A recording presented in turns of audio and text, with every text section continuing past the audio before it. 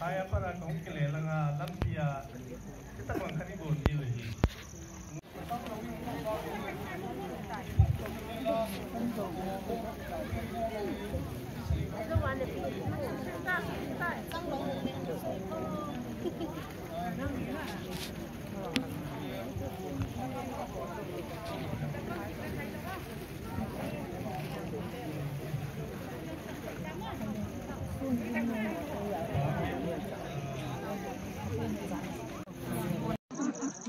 Thế là phải nó trái gì lộc gì vậy?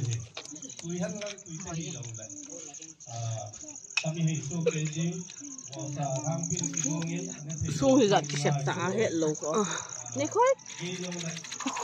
Gamla hoga. Ina koya hari go mutti thati hoyi koi nota.